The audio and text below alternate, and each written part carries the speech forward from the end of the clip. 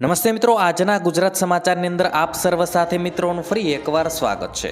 તો આજના સમાચાર વિશે વાત કરું તે પહેલાં તમને જણાવી દઉં કે વિડીયો ખૂબ જ અગત્યનો છે અને આજના સમાચારની અંદર ખેડૂત ઉપયોગી સમાચારો વિશે વાત કરેલી છે। તો વિડીયોને છેલ્લે સુધી જોતા રહેજો અને ચેનલને હજુ સુધી સબસ્ક્રાઇબ ના કરી હોય તો તે પણ કરી લેજો। તો મિત્રો વાત કરીએ આજના પ્રથમ સમાચારને લઈને, તો એલપીજી ગેસ ધારકોને ફાયદો।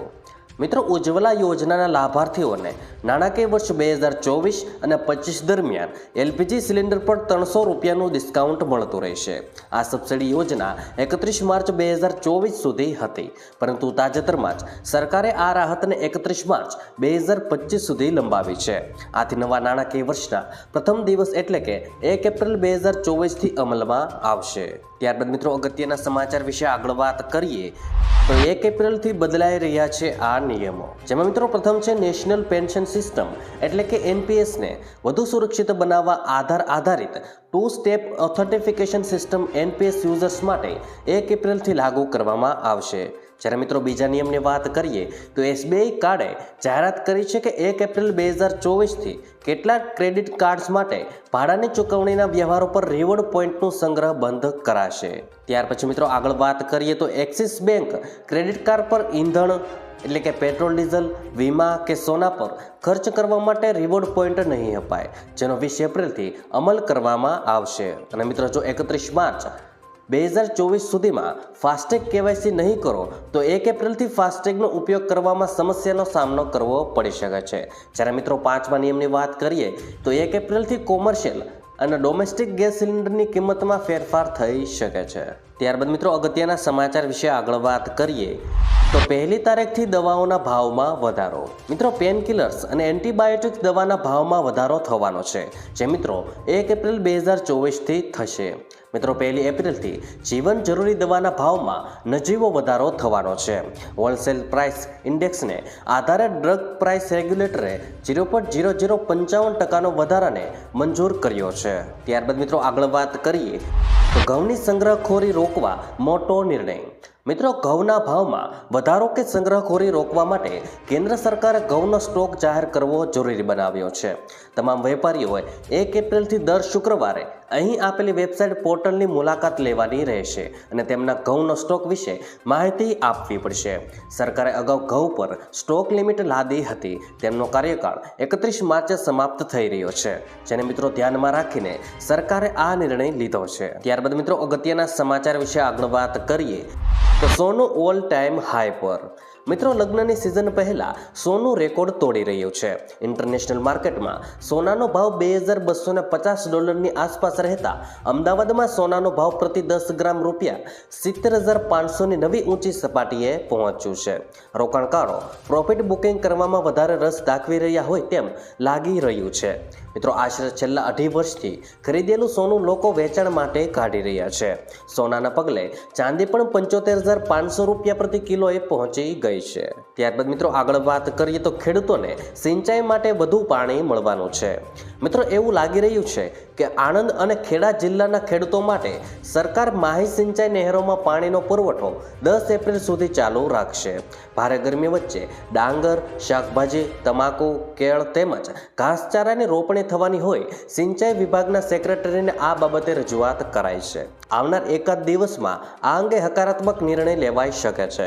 કડાણા, વણાકબોરી, વિયરમાંથી પાણી મળશે તેવું લાગી રહ્યું છે અને મિત્રો માર્ચ બાદ પુરવઠો બંધ કરવાની વાત હતી। ત્યારબાદ મિત્રો અગત્યના સમાચાર વિશે આગળ વાત કરીએ તો સોનાના ભાવ વધવાના છે। મિત્રો આંતરરાષ્ટ્રીય સંકેતો અને માંગને કારણે સોનાના ભાવમાં વધારો થવાની શક્યતા છે। દિલ્હીમાં સોનું $67,350 પ્રતિ 10 ગ્રામના સ્તરે પહોંચી ગયું છે। નિષ્ણાંતોનું કહેવું છે કે સોનું ટૂંક સમયમાં 69,000ને પાર કરી શકે છે। એચડીએફસી સિક્યુરિટીઝ અને કામા જ્વેલરી આશા વ્યક્ત કરી છે કે સોના અને કોમેક્સ સોનામાં વધારો ચાલુ રહેશે।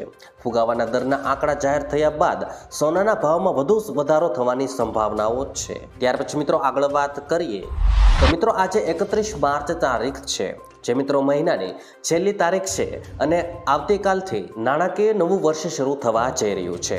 જેમાં મિત્રો તમારે આજે અમુક એવા કાર્યો છે જે તમારે પૂર્ણ કરવા જરૂરી છે, જેમાં મિત્રો ફાસ્ટેગ કેવાયસીનો સમાવેશ થાય છે. જો તમે કેવાયસી નહીં કરો તો 1 એપ્રિલથી ફાસ્ટેગ અમાન્ય થઈ જશે. ત્યારબાદ મિત્રો ઇન્કમ ટેક્સ રિટર્ન અપડેટ. મિત્રો ચાલુ નાણાકીય વર્ષ માટે અપડેટેડ આવકવેરા રિટર્ન ફાઇલ કરવાની છેલ્લી તારીખ આજના દિવસની છે, એટલે કે મિત્રો 31 માર્ચની છે. ત્યાર પછી મિત્રો કર બચાવવા રોકાણ કરી નાખો. જો તમે નાણાકીય વર્ષ 2023 અને 24 માટે જૂની ટેક્સ સ્કીમમાં રિટર્ન ફાઇલ કરી રહ્યા છો તો તેને ટેક્સમાં છૂટ મળવાની છે. ત્યાર પછી મિત્રો આગળ વાત કરીએ તો જીએસટી કમ્પોઝિશન. કરદાતાઓ જીએસટી કમ્પોઝિશન સ્કીમ માટે 31 માર્ચ સુધી અરજી કરી શકે છે.